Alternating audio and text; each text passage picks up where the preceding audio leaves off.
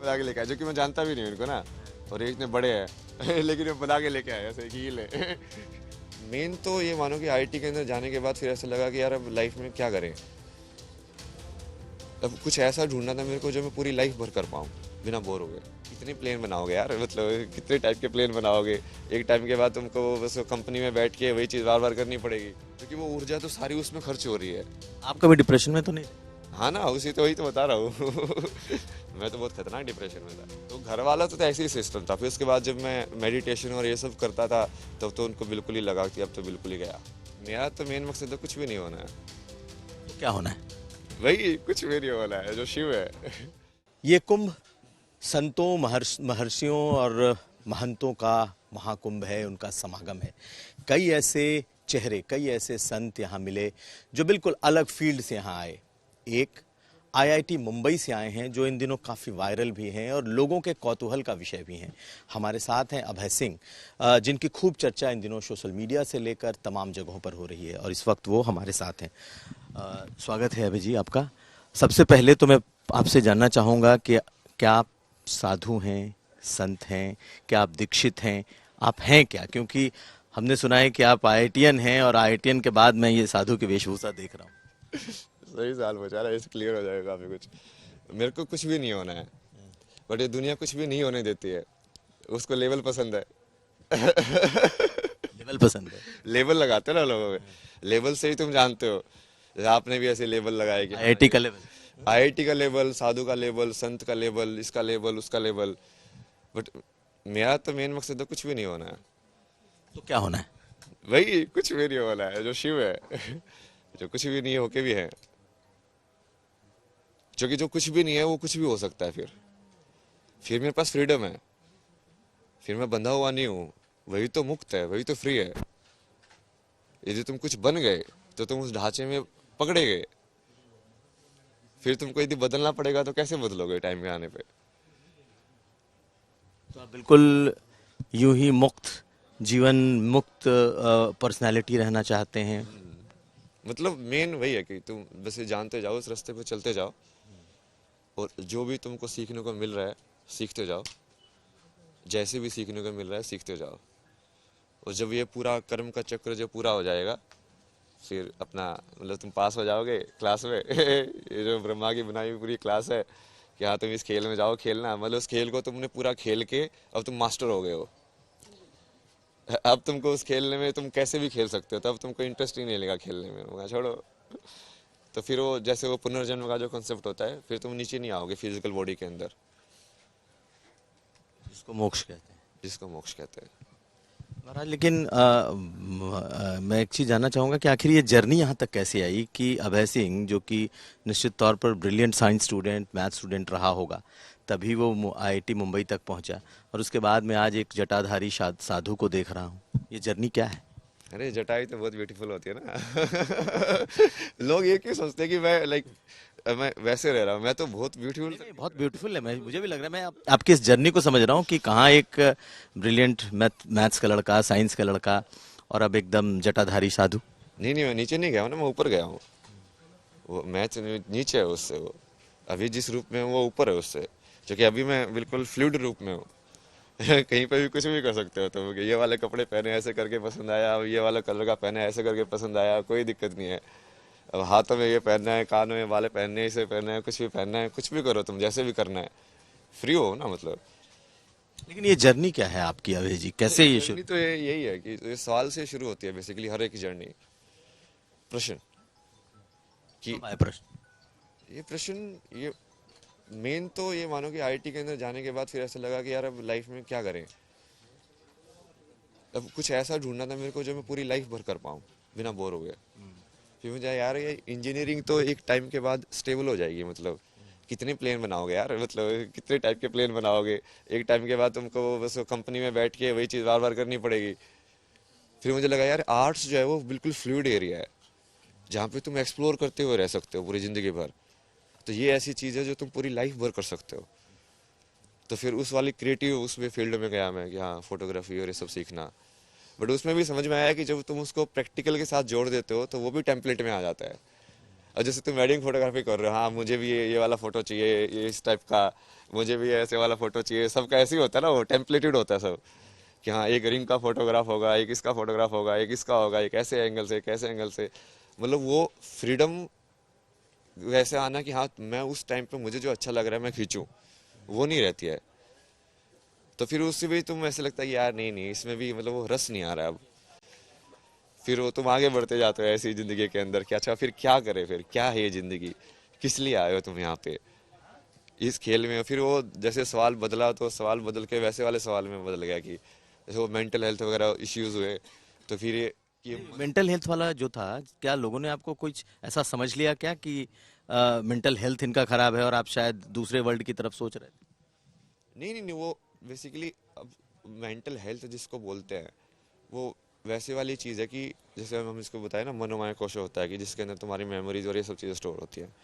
अब उसको कंप्यूटर को यदि तुम ज़्यादा घुमाओगे तो वो गर्म हो जाता है ना। और उसको यदि ज़्यादा टाइटली पकड़ोगे, जिसको एंग्जाइटी या टेंशन बोलते हैं, तो टेंशन एक्चुअल में टेंशन ही होती है, वो तुम्हारा शरीर खिंचा रहता है, तुम टेंस रहते हो। तो उस चीज़ में जब तुम बहुत टाइम तक रहते हो तो धीरे धीरे तुम्हारी हेल्थ डिग्रेड हो जाएगी अपने आप ही। तो और वो कैसे होता है, कई बार जैसे कोई ट्रॉमा होगा, कोई इंसिडेंट हो गया, वो इंसिडेंट तुमको बार बार घुमा रहा है, तो तुम्हारी वो एनर्जी कंज्यूम कर रहा है अंदर ही अंदर। एक ये मान लो कि परमानेंटली एक विचार ने तो अपना 20% एनर्जी तो उसी में जाती रहेगी अब, जो कि वो परमानेंटली चलता रहेगा। अब तुम्हारे पास 80% ही बची है बाकी यूज करने की, तो धीरे धीरे तुमको कम एनर्जी फील होने शुरू हो जाएगी, जिसको फिर हम डिप्रेशन बोलते हैं कि यार कुछ करने का मन नहीं कर रहा है, ये क्योंकि वो ऊर्जा तो सारी उसमें खर्च हो रही है। आप कभी डिप्रेशन में तो नहीं रहे? हाँ ना, उसी तो वही तो बता रहा हूँ। मैं तो बहुत खतरनाक डिप्रेशन में था। मतलब मैं जैसे रूम पे ही बैठा रहता था, एक ही चीज़ थी बस, वो नींद भी नहीं आती थी ना रात को। तो वहीं से तो आया यार, मगर ये क्या सिस्टम है यार, ये क्या कंप्यूटर है, ये बंद ही नहीं होता, मतलब इसको बंद करने का तरीका क्या है, अभी नींद क्यों नहीं आ रही है, मतलब ये मन है क्या चीज़, ऐसी क्या चीज़ है ये माइंड, मतलब। फिर वो साइकोलॉजी वगैरह ये सब पढ़ा मैंने, थेरेपी वगैरह, वेस्टर्न जो है उनके जो सॉल्यूशंस हैं, बट उनका देखा कि ये तो इनकम्प्लीट है।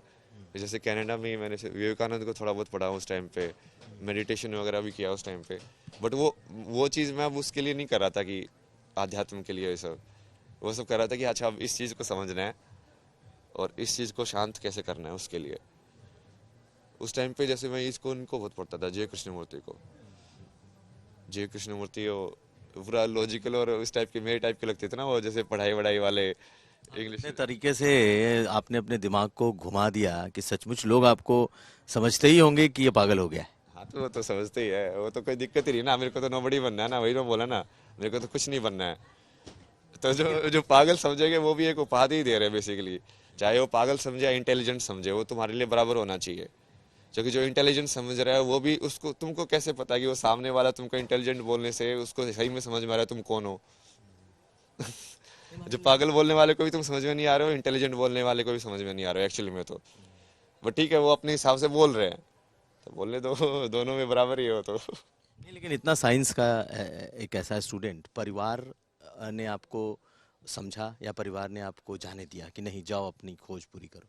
परिवार वाला तो अलग ही स्टोरी है पूरी। थोड़ा बताइए। जैसे मैं आईआईटी जाने का मेन रीज़न वही था कि अब मेरे को बहुत दूर जाना था घर से, क्योंकि घर का माहौल इतना ख़राब था ना कि मुझे वो बिल्कुल ऐसा लगता था कि बस भाग जाओ। जैसे बचपन में भी मेरे को ख्याल आता था कि घर से भाग जाओ। कि वो पता नहीं, वही तुम्हारा जैसे टेंडेंसी होती है, तुमको लगता है कि शांत यार ऐसे होना चाहिए, ऐसा माहौल होना चाहिए, वो माहौल नहीं था। तो इसीलिए जब मैं आईआईटी जाने के बाद जब मैं वहाँ से दूर आ गया, तब मेरे को सवाल है कि अब क्या करूँ भाई, ये तो हो गया, लक्ष्य तो प्राप्त हो गया। तो फिर वो सवाल जैसे हाँ फिर लाइफ में करना क्या, फिर वहाँ से वो शुरू हुआ। परिवार का तो अलग टाइप की सोच थी ना उनकी। जैसे जब मैं फोटोग्राफी में शिफ्ट हुआ तो वो पड़ोसी को बताते ही नहीं ये फोटोग्राफी कर रहा है, उनको ऐसे शर्म आती थी उस चीज़ में। बोला कि ये आईआईटी के बीटेक करने के बाद ऐसे फोटोग्राफी कर रहा है, बताओ क्या वैसे घूम रहा है फोटोग्राफी करते हुए लड़का। मतलब वो समझ रहे हो क्या, अलग ही है वो चीज़। फिर उनको बोलता था कि इसी से क्या छुपा रहे हो तुम। अब वो भी तो मैंने टॉप डिज़ाइन इंस्टीट्यूट से ही पढ़ाई की है उसकी भी। बट वो उनको वो चीज़ें तो समझ में नहीं आती, डिज़ाइन क्या होता है, ये सब क्या होता है। उनको तो फोटोग्राफी का मतलब क्या है कि जो स्टूडियो वाले जो है जो पासपोर्ट फ़ोटो खींचते हैं, कभी कभी फंक्शन में जाके जो फ़ोटो खींचते हैं वो वाले हैं। और आपकी फोटोग्राफी अलग थी? नहीं नहीं, मतलब वो करने को तो तुम विधा को देख रहे हो ना तुम तो। जैसे फोटोग्राफी में बहुत सारी चीज़ें हो सकती है। मैंने डॉक्यूमेंट्री फोटोग्राफी का प्रोजेक्ट किया जैसे कोटा के ऊपर, जब मैं मास्टर्स कर रहा था। तो उसमें पूरा उसका प्रोजेक्ट का नाम था last page of the notebook, कि अब तुम नोटबुक में आगे वाले पन्नों पे जो लिखते हो मेन लाइफ स्टोरी लिखते हो, बट लास्ट पन्ने पे वो लिखते हो जो तुमको इम्पोर्टेंट लगता है। किसी का फ़ोन नंबर लिखना हुआ, कुछ और लिखना हुआ, आखिरी पन्ने पे लिखते हो। तो उन बच्चों के दिल में क्या है, मतलब वो जहाँ पे कोटा में पढ़ रहे हैं, वो एक्चुअली में करना क्या चाहते थे, जो उन पेरेंट्स ने उनको ज़बरदस्ती वहाँ पे भेज दिया कि तुम आईआईटी करो, ये इंजीनियरिंग करो, ये सब करो। तो उसके ऊपर जैसे प्रोजेक्ट किया, तो फोटोग्राफी में तो बहुत कुछ कर सकते हो ना यार, उसमें आर्ट को ये यूज़ करके। बट वो समझाने के लिए भी तो, समझने के लिए भी तो लोग होने चाहिए अब। तो घर वाला तो ऐसे ही सिस्टम था। फिर उसके बाद जब मैं मेडिटेशन और ये सब करता था, तब तो उनको बिल्कुल ही लगा कि अब तो बिल्कुल ही गया। तब तो ये भगवान का नाम लेने लग गया भाई, ओम ओम करने लग गया घर में बैठ के। तो ये बिल्कुल ही पागल हो गया। फिर बोले कि इसको साइकेट्रिस्ट के पास लेके चलते हैं, ये करते हैं, वो करते हैं। अब भाई क्या कर सकते हैं। महाराज, आपकी जो हंसी है ये अपने आप में बड़ी जबरदस्त है। आपकी जो ये हंसी, आखिर इसका क्या राज है? ऐसे ही है? कृष्ण से आई ना ये।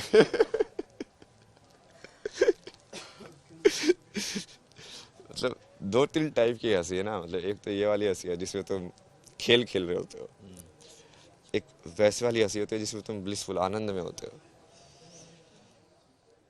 वो आपको भी दिखेगा नहीं शायद, जब आप मेरे साथ ज्यादा टाइम स्पेंड करोगे तो आपको समझ में आएगा कि कितने सारे रूप है। महाराज, मेरा भी इंटरेस्ट है, मैं भी देखूंगा। लेकिन जैसे आप आईटी में आए तो आपने, जो मैंने सुना, एरोनॉटिक्स में शायद महाराज आप भी बैठिए। और आप आईटी के उस सेक्टर में गए जो कि शायद उड़ान और एरोस्पेस और इससे है। तो मतलब एरोस्पेस बेसिकली, जैसे एरोनॉटिकल उसमें डिफरेंस होता है कि एरोस्पेस में तुम सैटेलाइट्स और ये सब भी स्टडी करते हो। ये चुनने के पीछे कुछ खास मतलब, आपकी मानसिक स्थिति भी मोक्ष की तरफ, आप अगर इंजीनियरिंग चूज कर रहे हो तो उसमें भी एरोस्पेस चूज कर रहे हो, कोई कनेक्ट है क्या? तो बता नहीं यार, मतलब हाइंड साइड में यदि उसको देखेंगे तो हो सकता है कनेक्शन बना भी लो तुम, कि हाँ ये ऐसे इसकी वजह से चूज किया था। बट उस टाइम पे तो मैंने ऐसे कहता कि देखो दूर जाना है तो आईटी मुंबई। अब वो रैंक के हिसाब से वहाँ पे मुझे लगा कि एरोस्पेस बढ़िया नाम है यार, सुनने में बढ़िया लग रहा है एरोस्पेस इंजीनियर। कुछ बढ़िया सीखेंगे वहाँ पे, तो वैसे ही चूज कर लिया था, उस पर ज़्यादा कुछ नहीं था। जीवन में मौज मस्ती की कि नहीं आपने, कि सिर्फ पढ़ाई और आध्यात्म?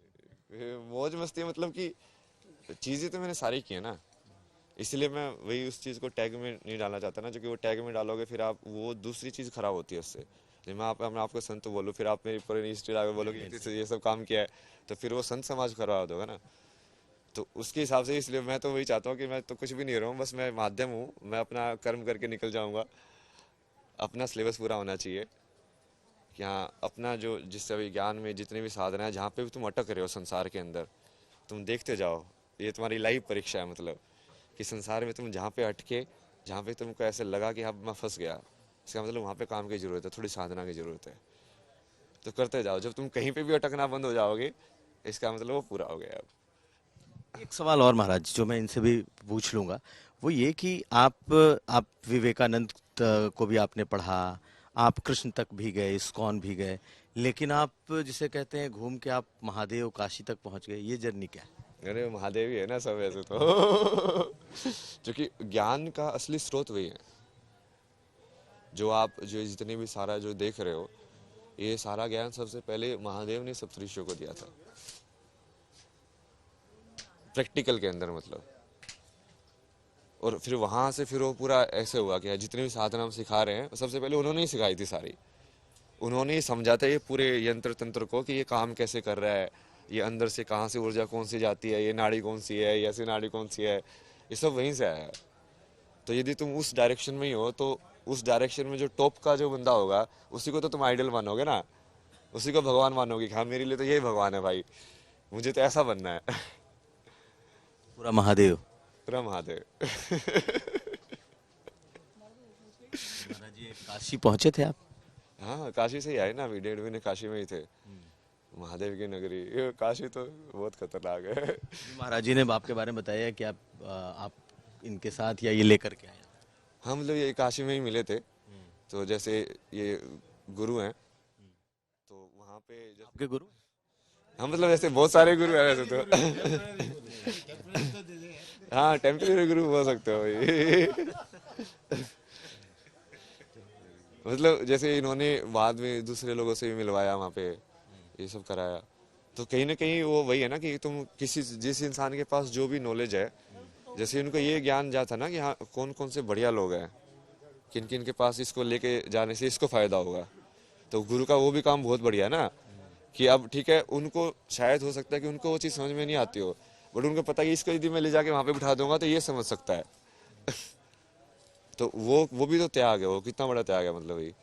और वो भी गुरु का ही वही है कि हाँ तुम समझ रहे हो कि हाँ नहीं मेरा शिष्य बढ़ना चाहिए आगे, वो मेरे से भी ऊपर चला जाए उसको कोई दिक्कत नहीं है, तो असली गुरु तो वही होगा। मैं पूछ ही लेता हूँ महाराज, आपको आप अपने को टेम्पररी गुरु कह रहे हैं, ये आपको गुरु कह रहे हैं, तो कैसे ये जो कह रहे हैं जो रास्ते में ब्लॉक है उसको हटा रहे हैं, आखिर कहाँ मिले आपने, कैसे पहचाना क्या? नहीं, मैं उसको देखते ही पहचाना ये कौन है। तो मैं सोचा जो मेरे पास नहीं उसके ज़्यादा चाहिए इसको, तो मैं मेरे बड़े गुरु लोगों के पास इनको लेके गया, अलग अलग लोगों को। I told him because of his understanding of things he needs different areas. जैसे म्यूजिक में सिर्फ एक राग से नहीं होता ना, बहुत सारे राग चाहिए। तो इसको सीधा ले जाके अघोरियों के पास बिठाया, अपना जूना अखाड़ा महात्माओं के पास बिठाया, और इंडिपेंडेंट साधु जो अकेला साधना कर रहे हैं बहुत लंबा 30-30 40-40 साल से, जो लोग 20-20 साल से खाना भी नहीं खा रहे, जो लोग 20-20 साल से खाना नहीं पानी नहीं, कोई लोग ऐसा भी है पानी भी नहीं पीते। It happens. If I talk more, it looks little odd. जो YouTube में डालते रहते हैं उसको वो टाइप लगेगा, वो टाइप नहीं, I have seen. So I told him, you have highest knowledge. They cannot express, but they have experienced something. Pull that out, put it in your writing, send it across. He said, yes, that's my work. And what is your expectations? He said, I expect nothing. I do expect nothing. So it's very easy, no? There's no problem. आगे जाके court पैसे कचहरी की जरूरत नहीं पड़ती. No copyrights. Take it. So I took him around. And he's happy. Then I told him, you are very lucky Kumbh is coming. He said, Kumbh क्या होता है? ऐसे कुंभ में बहुत चीज़ होती है. Like I need not to show you. You can find yourself. Or they will find you. Because it happens. And two have to come together. They'll find each other. It's not that a Shiksha searches for a master or the master searches for a disciple. When they require that particular frequency it matches, they come across, they sit together, they sleep together. It happens as long as it's required. He was in my room for 3-4 days. But then now I don't, because as his work increases or his things, it must change. Otherwise he'll get fixated there. I have not even asked him join our community because no, he is free. आप किस level पे देख रहे हो? He's going to make one of the finest. I should not compare, comparison is wrong, but one of the finest sons of Bharat Mata. तो सुबह sir बहुत बढ़िया लगा आपसे बात करके, और आपकी जो ये हंसी है मुझे लग रहा है पूरी दुनिया में पहुंच रही है। महादेव की आपने चर्चा कर ली, मतलब बहुत शुक्रिया आपका। हाँ जी, हर हर महादेव। तो हमारे साथ थे अभय सिंह, जिनकी बहुत चर्चा इन दिनों मीडिया में हर जगह, और जैसा कि बताया कि उनके गुरु जो उनको यहाँ ले करके आए, इनके पूरे जो आध्यात्मिक रास्ते में जहाँ जहाँ कील कांटे हैं उसे दूर करने की कोशिश कर रहे हैं। इनका भी मानना है कि ये बहुत ऊपर तक जाएंगे और देश के बड़े संत की श्रेणी में जाएंगे। हालांकि ये नहीं मानते कि इन्हें किसी ब्रैकेट में, किसी आप जगह पर आप इन्हें सीमित कर दें। सही तो हूँ? हाँ मतलब वो ठीक है, आप लोग करोगे, मतलब आप लोगों का काम ही वही है। बट मेरे को इंटरनली उस चीज़ को हमेशा मेंटेन करके रखना है कि नहीं नहीं नहीं, तुझे नोबडी में रहना है, डोंट बिकम एनीथिंग। वो ठीक है, तो असली परीक्षा वही है ना अभी। इसलिए तो मैं कल उनको सुबह माता जी बैठी थी, उनको बता रहा था, मगर असली परीक्षा तो अभी शुरू होगी, जब अब क्या होगा, पूरे संसार अटैक करेगा एक साथ। अब तुम उसमें भी वैरागी रह सकते हो कि नहीं रह सकते हो, वो सबसे बड़ी परीक्षा है। अब उसमें लोग कुछ भी बोलेंगे, कैसे भी बोलेंगे, आप जैसे वो रिपोर्टर में कोई भी कुछ भी सवाल कर सकता है इंसान। तो क्या तुम उस सवाल को लेके, उस सवाल में तुमको मतलब पर्सनली ना लेके जवाब दे सकते हो, वही असली परीक्षा है। और उसमें मेरे को तो वैसे भी नहीं है कि फेल हुआ तो कोई नहीं, पता चलेगा कि हाँ यहाँ पे ये कमी थी, तो उसको सुधार के फिर पूरा कर लेंगे। एक सवाल, आखिर कोई तो गुरु मिला, वो सवाल आखिर वो यहाँ तक पहुँचे, IIT से लेकर इस कुंभ तक की यात्रा में कौन ऐसा शख्स है जो आपको लगता है कि हाँ, ये गुरु मेरे लिए बहुत जो लेकर के आया। तो ये कौन है ये गुरु और आपको कैसे मिले? मिलना तो बहुत ही अजीब इंसिडेंट है ना। 80 घाट पे ऐसे मैं बैठा हुआ था, तो वहाँ पे बोल दो, बोल सकते हो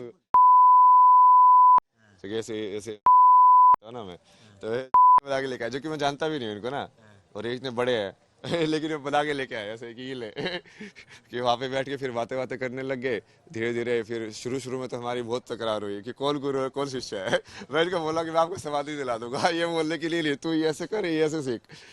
तो फिर फाइनली जैसे वो इक्वेशन डेवलप होती गई, जैसे शाम को हम कभी बहुत बार मिलते थे, ऐसे बैठ के जान पीते थे, बातें करते थे ऐसी सब चीज़ों के बारे में ही। फिर और ये दूसरी जैसे बाबा के पास लेके गए मेरे को कि वो ऐसे हाँ इनसे मिलो इनसे मिलो।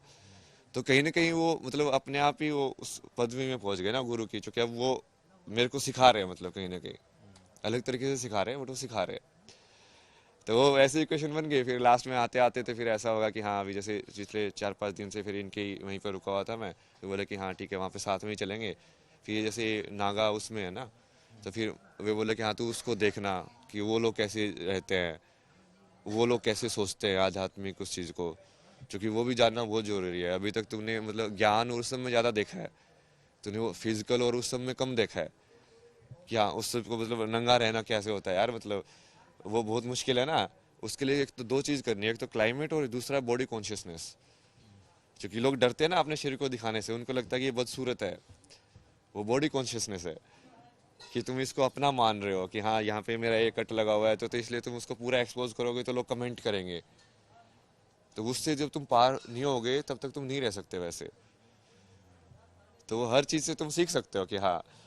तो इन्होंने वही था कि हम वहाँ जाना तो इनसे ये चीज़ें सीखना। इन्होंने ट्रेन भी किया, डराया भी बहुत ऐसा करेंगे तेरे साथ, वहाँ पे ऐसा करेंगे तेरे साथ, ये भी कर सकते हैं तेरे साथ। Ours is one of the toughest akhadas, Juna Akhada.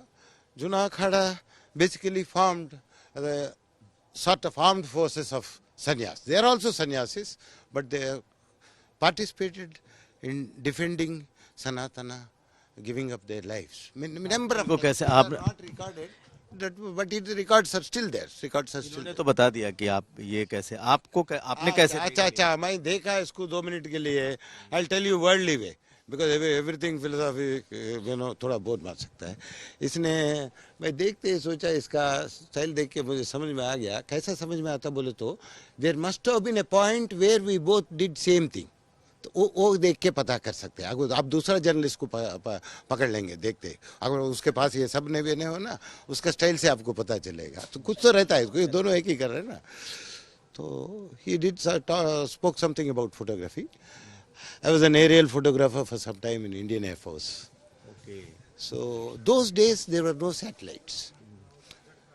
So for enemy conditions के लिए, particularly our neighboring, means whatever it is, let us not name them.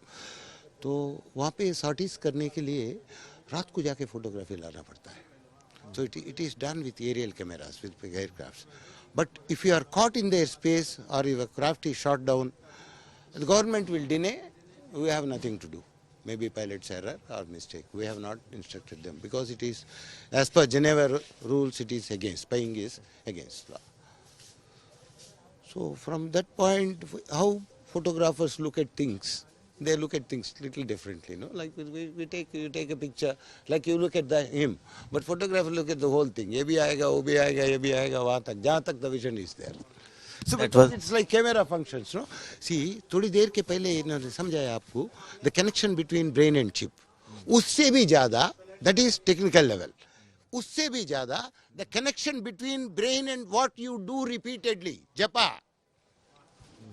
makes you. It is you are acquiring.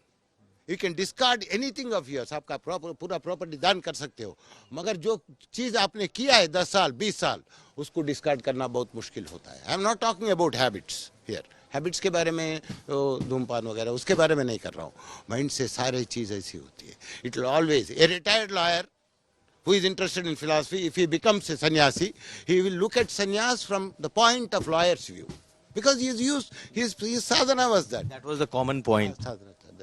That's how I look at it. I know people. because I have been doing what he is doing now since my childhood. I started at the age of 9.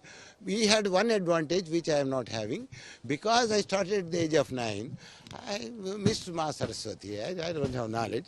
Whereas he went through the grind of acquiring the highest available, one of the highest available in the world. Not only India में नहीं, विश्व में IIT का quality है. ओ IITO में भी सबसे top ranking one Bombay IIT, उसमें भी he was in the first 500 or 600 ranker, coming from a small area, and 11वीं तक इसको ये भी पता नहीं IIT हाई बोल के, फिर IIT में घुस धन बोल के फर्स्ट अटेम्प्ट में.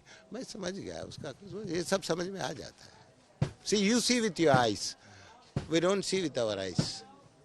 We see along with the eyes. ये थोड़ी देर समझ में, ये आई कैसे देख रहे हैं. If you know the whole process you will see lot more. अभी इतना देख रहे हैं ना आप, यहाँ आपको पूरा यूनिवर्स दिखेगा. तो एक गुरु और एक शिष्य की मिलने की भी एक कहानी हमने इसी कहानी में जोड़ने की कोशिश की. नीरज कुमार के साथ कुमार अभिषेक, प्रयागराज महाकुंभ.